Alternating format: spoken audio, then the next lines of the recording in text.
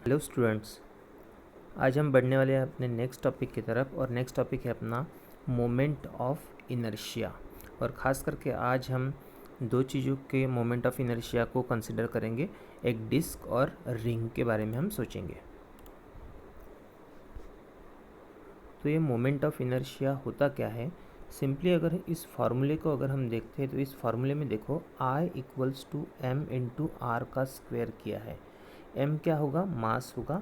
और r क्या होगा? रेडियस होगा। लेकिन हम इसे पोजीशन भी बोल सकते हैं। तो फिलहाल हम ऐसा कंसिडर कर सकते हैं कि I मतलब moment of inertia equal to M R square होता है।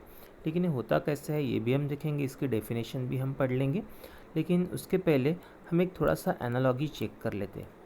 देखो, ये कुछ एनालॉगस क्वांटिटीज़ है, मतलब सिमिलर क्वांटिटीज़ है, कुछ लीनियर में और कुछ रोटेशनल में कंसिडर किए जाते हैं। जैसे हम डिस्प्लेसमेंट को लीनियर में एस से कंसिडर करते हैं, डिनोट करते हैं, और वही रोटेशनल या फिर एंगुलर में इसे हम थीटा से डिनोट करते हैं। मतलब ये क्या हो गया? Angular displacement. ये हो गया लीनियर वेलोसिटी और ये हो गया एंगुलर वेलोसिटी। लीनियर एक्सेलरेशन ए और अल्फ़ा क्या हो गया? Angular acceleration. उसी तरह से लीनियर या फिर ट्रांसलेशन में फोर्स तो एफ होता है, लेकिन इसकी एनालॉगस क्वांटिटी रोटेशनल या फिर एंगुलर में टॉर्क कंसिडर की जाती है। हाँ, लीनियर में फोर्स तो फिर रोटेशनल में क्या होता है? टॉर्क। क्योंकि टॉर्क को भी हम एक तरह का फोर्स सी आज तक पढ़ते आए हैं, ठीक है। लेकिन वो न्यूटन मीटर उसका यूनिट हम कंसिडर करते हैं। लेकिन टॉर्क क्या होता है? एक ऐसा फोर्स जो क्या करता है? बॉडी को रोटेट करा सकता है। वैसे ही लीनियर के केस में मास अगर हम कंसिडर करते हैं तो उसी के एनालॉगस हम रोटेशनल या फिर एंगुलर में आई कंसिडर करेंगे। और आई क्या होता है? Moment of inertia. मतलब लीनियर के केस में किसी भी बॉडी का इनर्शिया हम m कंसिडर करते हैं, मतलब सिर्फ मास। तो फिर रोटेशनल या फिर एंगुलर में किसी भी बॉडी का इनर्शिया हम कंसिडर करते हैं रोटेशनल इनर्शिया, मतलब ही मोमेंट ऑफ इनर्शिया ये होता है। तो बाय डेफिनेशन अभी चलते हैं, ध्यान दो। Moment of inertia of a rigid body. Rigid क्यों? क्योंकि जिसका शेप साइज चेंज नहीं होता, those bodies are called as rigid body.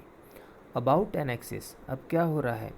एक रिजिड बॉडी के मोमेंट ऑफ इनर्शिया को हम देख रहे हैं, लेकिन वो कैसे? About an axis of rotation. मतलब वो बॉडी किसी तो भी एक्सिस पर घूम रही है, तो फिर उसका मोमेंट ऑफ इनर्शिया हम कैसे बोल सकते हैं? Is defined as the sum of product of मास।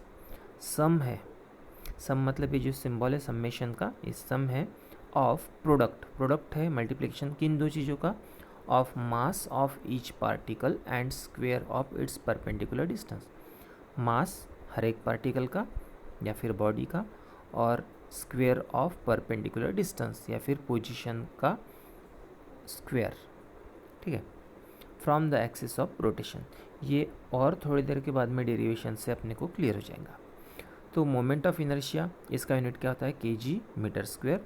ये हम डायमेंशन इस तरह से हम इसका लिख सकते हैं m1 L2 T0। तो ये जो सिंपल सा इक्वेशन दिया है यहाँ पर, mi क्या है? Mass of ith particle. i की जगह हम 1 2 3 4 कुछ भी रख सकते हैं। और r क्या होगा? Perpendicular distance of ith particle from the axis. जैसे ध्यान दो, यहाँ पर एक हम डायग्राम देख रहे हैं। अब इस डायग्राम में हमने क्या कंसिडर किया? एक रिजिड बॉडी अपने पास में अवेलेबल है और यहाँ पर बहुत सारे पार्टिकल्स हैं। अब बहुत सारे पार्टिकल्स है, फॉर एग्जांपल ये पहला पार्टिकल, दूसरा, तीसरा, चौथा, 4 पार्टिकल्स अपने पास में यहाँ पर डायग्राम में नजर आ रहे हैं। पहले पार्टिकल का मास क्या है? m1, दूसरे का मास m2, तीसरे का मास m3। बहुत सारे पार्टिकल है, अनगिनत पार्टिकल, और एक पार्टिकल लास्ट का हम कंसिडर करते हैं इनफाइनाइट नंबर का mn का, ठीक है। तो ये सभी पार्टिकल के क्या हो गए? मासेस। अब इन सभी मासेस का एक्सिस ऑफ रोटेशन से डिस्टेंस कितना है? Perpendicular distance. तो मास m1 का perpendicular distance from the rotational axis of rotation कितना? r1। मास 2 का perpendicular distance from the axis of rotation r2। m3 का distance from the axis of rotation r3। वैसे ही mn का distance from the axis of rotation ये कितना है? rn है। अब यहाँ पर हर एक जो पार्टिकल है इनकी अगर हम वेलोसिटी कंसिडर करते हैं, और वो भी लीनियर वेलोसिटी कंसिडर करते हैं, तो हमें पता है लीनियर वेलोसिटी इक्वल्स टू क्या होता है? R omega.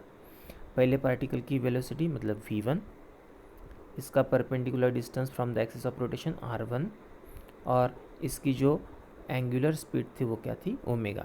v equals to R omega, ये फार्मूला हमने बहुत बार पढ़े हैं। और जबकि ये बॉडी पूरी एक ही है, देखो पार्टिकल अलग अलग भी कंसिडर करते हैं तो बॉडी क्या है, पूरी एक है, और पूरी बॉडी सिर्फ एक ही एंगुलर वेलोसिटी से घूमेगी, इसलिए हर जगह पर ओमेगा ही हमने कंसिडर किया है। यहाँ पर r1 है तो यहाँ पर ओमेगा 1 नहीं यूज़ करेंगे, क्योंकि पूरे बॉडी एक ही है और एक बॉडी का एक ही एंगुलर वेलोसिटी रहेगी। तो v1 equals to r1 omega, v2 equals to r2 omega, v3 equals to r3 omega, इस तरह से vn equals to rn omega. ये कितने भी पार्टिकल्स आप ले सकते हैं यहाँ पर।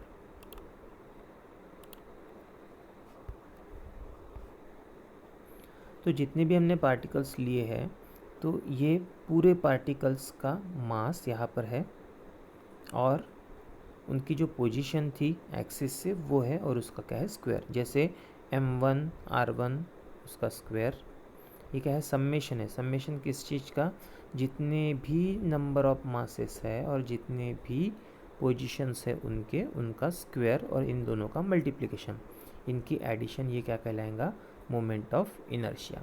और आगे ये अपने को क्लियर हो जाएगा। तब तक जैसे ये फार्मूला है, फार्मूला में m क्या होता है, मास, और r क्या होता है, पोजीशन या फिर परपेंडिकुलर डिस्टेंस होता है फ्रॉम द एक्सिस। तो हम ऐसा बोल सकते हैं कि मोमेंट ऑफ इनर्शिया इन दो चीज़ों पर डिपेंड करता है, एक क्या है, मास है, और एक क्या है, पोजीशन है। तो moment of inertia depends upon mass, body का क्या शेप है, साइज़ क्या है, डिस्ट्रीब्यूशन ऑफ मासेस, मतलब मास कितने दूर है एक्सिस से, मतलब r1 है, r2 है, r3 है, ये सभी हम कंसिडर करते हैं। यहाँ पर एक डोर का एग्जांपल हम लेते हैं मोमेंट ऑफ इनर्शिया के केस में। बच्चों आपने कभी मतलब घर का दरवाज़ा लगाए होंगे, ठीक है। तो घर का दरवाज़ा जब आप लगाते हैं तो घर का दरवाज़ा हिंजेस पे लटका हुआ होता है फ्रेम पर, उसको हम आसानी से एक उंगली से या फिर एक हाथ से ढकल सकते हो, डिपेंड करता है कि दरवाजे का मास कितना है। अब आप ऐसा सोचो कि जहाँ पर दरवाजे के कब्जे होते हैं, उस कब्जों के जितना नज़दीक से आप धकेलोगे दरवाजे को, उतनी ज़्यादा ताकत लगती है, और जितना दूर से धकेलेंगे उतनी कम ताकत लगती है। ये आपने एक्सपीरियंस किए होंगे, कभी करके देखना। जितने हम कब्जों के नज़दीक रहेंगे, कब्जे मतलब क्या हो गया, एक्सिस जिस पर दरवाज़ा घूमता है, एक्सिस के जितने नज़दीक रहेंगे तो ये आर रहेगा, जितने नज़दीक से हम फोर्स लगाएंगे वो क्या पोजीशन रहेंगी, आर। तो जितने नज़दीक से हम धकेलेंगे मोमेंट ऑफ इनर्शिया उतना कम रहेगा, जितना दूर से धकेलेंगे मोमेंट ऑफ इनर्शिया क्या हो जाएगा, उसका ज़्यादा हो जाएगा, ठीक है। तो मोमेंट ऑफ इनर्शिया बॉडी के मास पर भी डिपेंड करता है, इसके साथ साथ क्या पोजीशन है, मतलब जो परपेंडिकुलर डिस्टेंस है मास का फ्रॉम द एक्सिस, उस पर भी डिपेंड करता है। पार्टिकल हमने लिए थे, उन सभी पार्टिकल की जो काइनेटिक एनर्जी है उसको हम कंसिडर करेंगे। काइनेटिक एनर्जी का फॉर्मूला पता है अपने को, हाफ mv²। अब पहले पार्टिकल को कंसिडर कर रहे हैं, इसलिए ke1 equals to half m1v1²। v क्या होता है, r ओमेगा, तो v1 की जगह हमने रख दिया r1 omega, half as it is, m1 as it is, r1 का स्क्वायर r1², ओमेगा का स्क्वायर ओमेगा स्क्वायर। तो जैसे kinetic energy of first particle equal to half m1 r1² omega square आया, similarly kinetic energy for second particle, third particle and n number of particle हमने find out कर लिए, ठीक है। अब जितने भी काइनेटिक एनर्जी हमने फाइंड आउट किए उनको जब हम ऐड करेंगे तो एक बॉडी का काइनेटिक एनर्जी हमें फाइंड आउट होगा। तो रोटेशनल काइनेटिक एनर्जी, तो rotational kinetic energy of the body is sum of all translational kinetic energy. देखो हर एक पार्टिकल की इंडिविजुअल एनर्जी, हर एक पार्टिकल की इंडिविजुअल काइनेटिक एनर्जी कहलाएंगी ट्रांसलेशनल, और सभी पार्टिकल मिलके अभी पूरी रिजिड बॉडी बन रही है और वो घूमेगी तो उसका रोटेशन होगा, तो इसलिए पूरे बॉडी के काइनेटिक एनर्जी को हम बोलेंगे रोटेशनल काइनेटिक एनर्जी। तो kinetic energy of rotational motion of body equals to kinetic energy of first particle plus second particle, third particle, up to the n number of particle की kinetic energy. सभी के हमने जो find out किए थे kinetic energy सभी यहाँ पर लिख दिए हमने। जो कॉमन निकलता है, हर एक से कॉमन हाफ भी निकलता है, हर एक से कॉमन ओमेगा स्क्वायर भी निकलता है, वो हमने पीछे कॉमन लगा के रख दिया है। जो भी चीज़ें कॉमन निकलती है उनके बाद में जो भी टर्म्स बचती है वो हमने यहाँ पर लिख दिए है। आप क्लियर कट देखेंगे तो आपको समझ में आ जाएगा। फिर उसके बाद में ये जो ब्रैकेट में टर्म है, देखो हर एक पार्टिकल का मास उसके पोजीशन का स्क्वायर प्लस पार्टिकल का मास पोजीशन का स्क्वायर प्लस पार्टिकल का मास पोजीशन का स्क्वायर, इस तरह से सभी पार्टिकल के बारे में लिखा है। और हमें ऑलरेडी पता है मोमेंट ऑफ इनर्शिया के हिसाब से कि मोमेंट ऑफ इनर्शिया क्या होता है, summation of all the particles multiplied by square of their positions. तो ये सभी मिलकर क्या हो जाएगा, summation of M R square.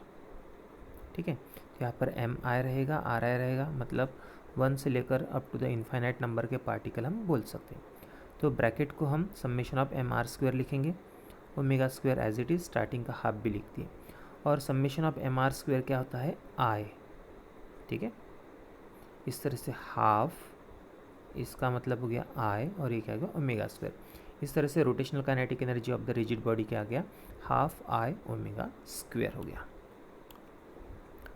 और ये जो रोटेशनल काइनेटिक एनर्जी है ये ट्रांसलेशनल काइनेटिक एनर्जी के एनालॉगस है। तो कैसे, ये रोटेशनल है, ये काइनेटिक है, हाफ की जगह हाफ है, सिमिलर है। रोटेशनल में मोमेंट ऑफ इनर्शिया होता है, ट्रांसलेशनल में मास होता है। रोटेशनल में एंगुलर वेलोसिटी ओमेगा होता है, तो ट्रांसलेशनल में लीनियर वेलोसिटी v होता है। इस तरह से काइनेटिक रोटेशनल एनर्जी और ट्रांसलेशनल रोटेशनल एनर्जी एनालॉगस होता है। ठीक है, सिमिलर होता है, सेम नहीं होता, सिमिलर होता है, मतलब एनालॉगस होता है। अभी हमने फर्स्ट इक्वेशन फाइंड आउट किए थे kinetic energy of rotation, half I omega square को। ओमेगा हमें पता है, ओमेगा इक्वल्स टू क्या था, ट्वाइस पाई एन ब्रैकेट का square. Half as it is, I भी आ गया, 2 का स्क्वायर आ गया 4, पाई का भी स्क्वायर आ गया पाई स्क्वायर, एन का स्क्वायर आ गया एन स्क्वायर। 2 से 4 को डिवाइड करेंगे, आंसर आ गया 2, आई जैसे कि वैसा, पाई स्क्वायर और एन स्क्वायर। अब इस पूरी टर्म में देखते हैं तो 2 आई और पाई स्क्वायर ये तीन चीज़ें हैं कांस्टेंट। 2 तो खैर कांस्टेंट ही है, पाई की भी वैल्यू कांस्टेंट होती है, और आई क्या होता है, मोमेंट ऑफ इनर्शिया। अगर पर्टिकुलर बॉडी को हम कंसीडर करते हैं तो उसका पर्टिकुलर मोमेंट ऑफ इनर्शिया रहेगा, तो आई भी हम मानेंगे कांस्टेंट। तो तीन चीज़ें कांस्टेंट हैं, फिर क्या बचा, एन स्क्वायर। तो फिर kinetic energy of rotation equals to ये तीनों चीज़ें मिलकर कांस्टेंट, और क्या बचा, एन स्क्वायर। और kinetic energy of rotation equal to और कांस्टेंट मिलकर प्रोपोर्शनलिटी का सिंबल, और ये हो गया एन स्क्वायर। इस तरह से हम बोल सकते हैं कि kinetic energy of rotation is directly proportional to the square of frequency.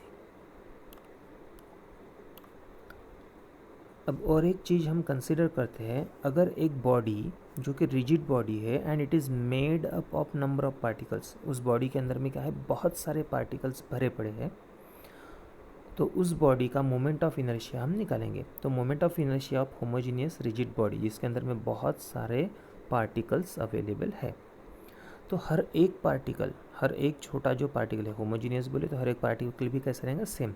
तो हर एक छोटे पार्टिकल का मास हम कंसिडर करें dm, तो dm क्या है, मास ऑफ ईच पार्टिकल, और क्यों, क्योंकि होमोजीनियस रिजिड बॉडी है इसलिए। और हर पार्टिकल का डिस्टेंस हम r कंसिडर करेंगे, perpendicular distance from the axis, ये ऑन एन एवरेज कंसिडर करेंगे।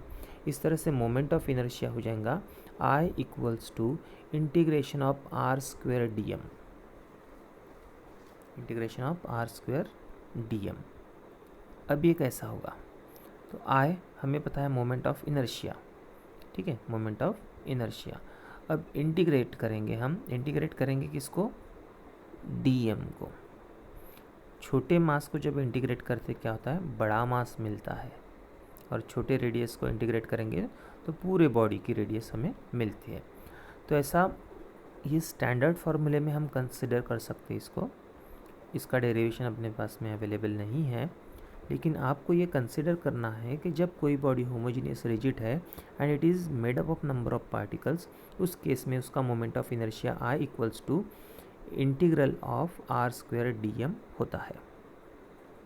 Integration of dm capital M हो जाएगा, मतलब पूरे बॉडी का मास, और r का स्क्वायर, वो पोजीशन का स्क्वायर, और हमें पता है एम आर स्क्वायर क्या होता है, मोमेंट ऑफ इनर्शिया I होता है।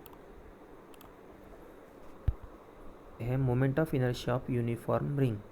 यूनिफॉर्म मतलब जिसका कंपोजिशन एक जैसा होता है, उसे हम क्या बोलते हैं, यूनिफॉर्म बोलते हैं। और रिंग को जनरली हम कंसिडर करेंगे, ये बहुत ही थिन पतली रिंग है, इसकी कोई भी थिकनेस नहीं है। In uniform ring its mass is situated uniformly on the circumference of the circle. जबकि रिंग है तो बीच में से हॉलो है, बीच में से हॉलो है तो इसका जो भी मास रहेगा कहाँ पे रहेगा, सरकमफ्रेंस पे रहेगा, और इसकी थिकनेस भी हम कुछ कंसिडर नहीं करेंगे।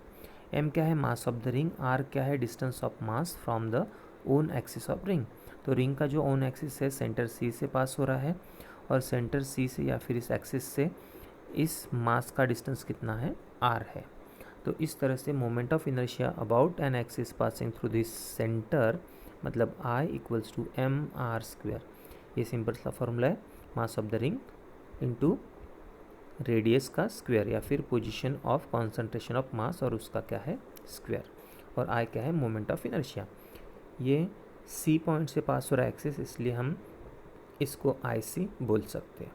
मतलब moment of inertia about an axis passing through centre C equals to M R square होता है। ये किसके लिए होता है, यूनिफॉर्म रिंग के लिए। अब हम बात करेंगे डिस्क की। Moment of inertia of uniform disc.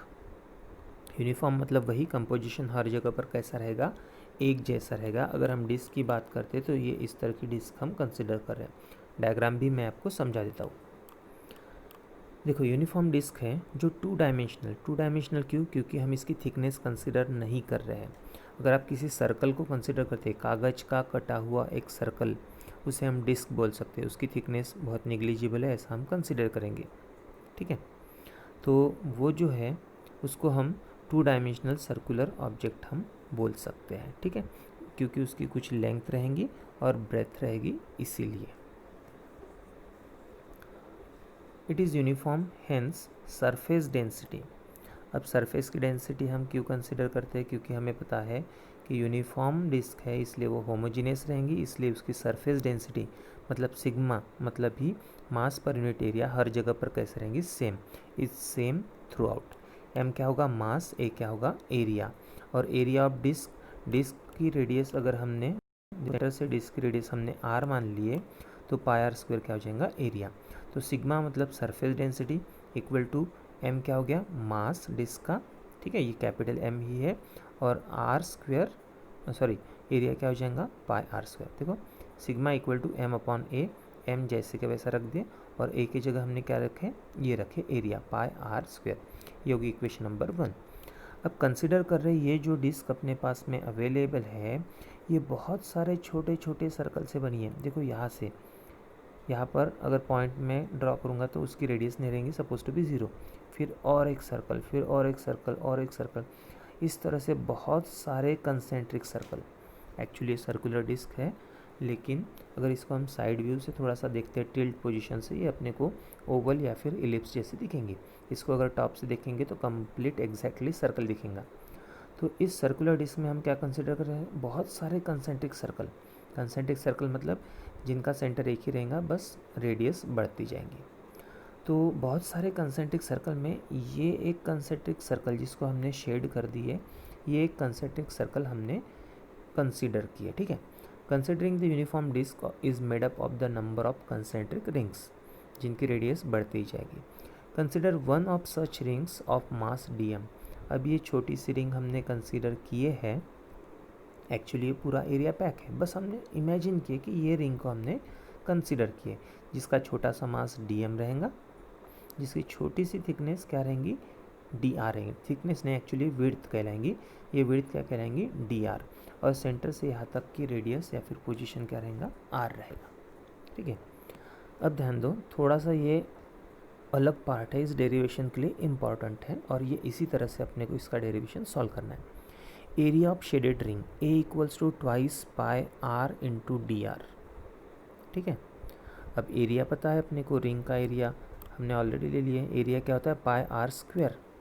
लेकिन यहाँ पर क्या लिखे हमने, area twice pi R D R, pi R square, हर रिंग का एरिया पाई आर स्क्वायर होगा, लेकिन यहाँ पर क्या लिखे है, A equals to twice pi R D are.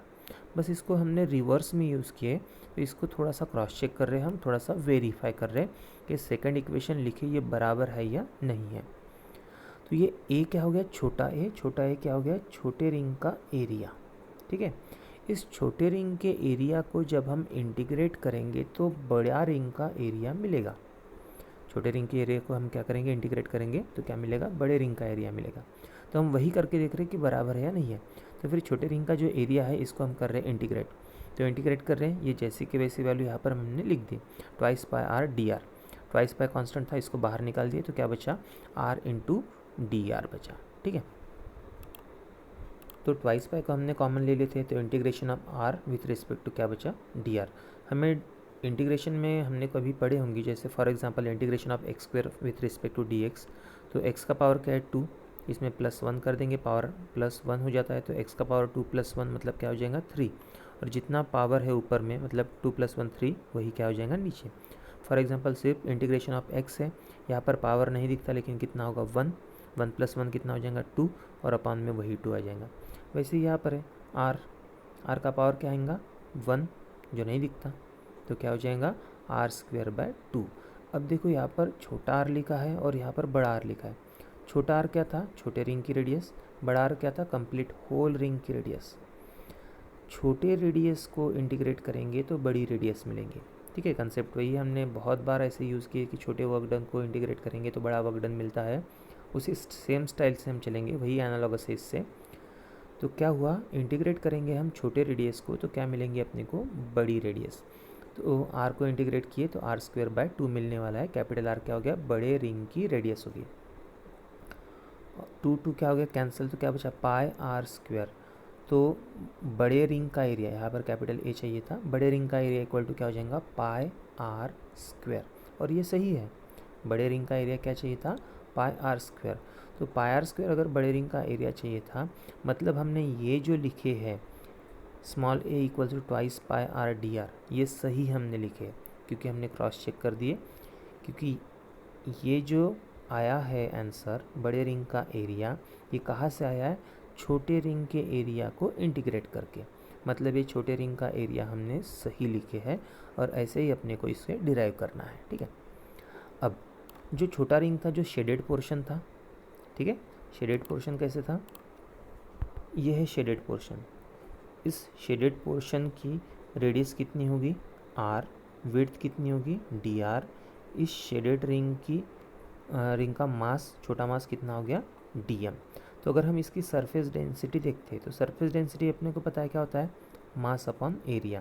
तो इस छोटे से रिंग का मास कितना है dm, और इसका एरिया कितना है, ये है इसका एरिया।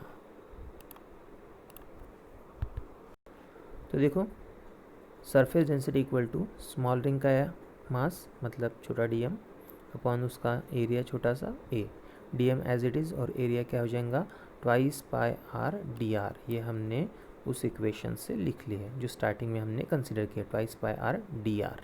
ठीक है, अब यहाँ पर ध्यान दो, dm के फॉर्म में हमने ये इक्वेशन ला ली, dm equal to sigma twice pi R D R. देखो moment of inertia of disc, ठीक है, जो हमने डिस्क कंसीडर किए, छोटी वाली डिस्क हमने कंसीडर किए ना, उसका मोमेंट ऑफ इनर्शिया हमें पता है, moment of inertia equal to क्या होता है mr²। अब हमें ये भी चीज़ पता होता है कि छोटे डिस्क के मोमेंट ऑफ इनर्शिया को हम इंटीग्रेट करेंगे तो बड़े डिस्क का मोमेंट ऑफ इनर्शिया मिलेगा। हम छोटे डिस्क की तरफ से बड़े डिस्क की तरफ जा रहे हैं, तो छोटे डिस्क का मोमेंट ऑफ इनर्शिया क्या होता है, छोटे डिस्क का मास m और उसकी पोजीशन क्या थी स्मॉल r और उसका स्क्वायर। ठीक है, तो मोमेंट ऑफ इनर्शिया ये स्मॉल डिस्क का है, इसको हम क्या करेंगे इंटीग्रेट करेंगे तो इसके रेडियस के बारे में बात करेंगे। रेडियस सेंटर पे 0 रहेंगी और एंडिंग की रेडियस इसकी क्या रहेंगी कैपिटल आर। बड़े या फिर कंप्लीट डिस्क की रेडियस क्या होगी कैपिटल आर। तो इसको हम इंटीग्रेट कर रहे हैं और लिमिट क्या है अपनी 0 से लेकर r इंटीग्रेट कर रहे हैं हम dm with respect to r² को इंटीग्रेट कर रहे हैं विथ रिस्पेक्ट टू dm। देखो अभी जो dm है, ठीक है, ये जो dm है, dm की वैल्यू अपने को यहाँ से मिल गई sigma twice pi R D are. तो dm की वैल्यू अगर sigma twice pi R D are लिख दिए, ये क्या हो गया r²। इनको जब हम रीअरेंज करते हैं सिग्मा ट्वाइस पाई r इंटू r² r³ और dr, तो अभी क्या हो गया, इस सभी टर्म को हम क्या कर रहे हैं इंटीग्रेट कर रहे हैं विथ रिस्पेक्ट टू dr। ऐसा अभी इसका मीनिंग हो गया है। अब इसमें से जो चीज़ें कॉमन थे, कांस्टेंट थे, उनको हम बाहर निकाल रहे हैं, जैसे सिग्मा 2 पाई, इनको हमने बाहर ले लिए और integration from limit 0 to r r³ dr। Integrate जब भी के जैसा ही हम करेंगे, पावर में 1 प्लस हो जाएगा, तो r का क्यूब था तो r टू द पावर क्या हो जाएगा 4, अपॉन में आ जाएगा 4, और लिमिट क्या थी 0 टू r। तो ये हमने सॉल्व कर लिए। अभी हाइयर लिमिट मतलब r रखेंगे, लोअर लिमिट मतलब 0 रखेंगे। ट्वाइस बाय सिग्मा रख दिए। यहाँ पर स्मॉल r की जगह पहले कैपिटल R लिखेंगे, capital R to the power 4 upon 4, minus में स्मॉल लिमिट हम लिखते हैं, लोअर लिमिट वो कितना है 0, ये 0 लिख दिया यहाँ पर r की जगह, ये लिख दिया। Twice by sigma r to the power 4 by 4, और ये वैल्यू होगी 0, इसलिए हम इसको हटा दिए। तो twice by as it is, ठीक है। ये जो सिग्मा है, हम बड़े डिस्क के बारे में अगर हम बात करेंगे तो अपने को पता है मास अपॉन एरिया, तो सिग्मा की जगह मास अपॉन एरिया, बड़े डिस्क का एरिया क्या था पाई r स्क्वायर, स्टार्टिंग में ही हमने कंसिडर कर लिए थे। r to the power 4 by 4 ये लिख दिया हमने। सिमिलर चीज़ें कैंसिल आउट हो जाएंगी, जैसे पाई पाई निकल गया, एक एक r स्क्वायर निकल गया, यहाँ से 2 टू ज़ा 4 भी हो गया, तो यहाँ पर बचा हाफ m बचा और r स्क्वायर बचा। इस तरह से moment of inertia of uniform disc कितना है mr स्क्वायर बाय 2। ये फार्मूले अपने को याद रखने पड़ेंगे इस तरह के, जैसे रिंग का फार्मूला क्या आया था mr स्क्वायर, डिस्क का फार्मूला क्या आ गया mr स्क्वायर बाय 2 आ गया। तो इस तरह के फार्मूले के ऊपर में अपने कुछ न्यूमेरिकल्स रहने वाले हैं। होप सो बच्चों आपको वीडियो पसंद आ रहे होंगे। अगर नहीं पसंद आ रहे हैं तो डिसलाइक करना मत भूलिए। हम नेक्स्ट टॉपिक में मिलेंगे, तब तक के लिए टेक केयर।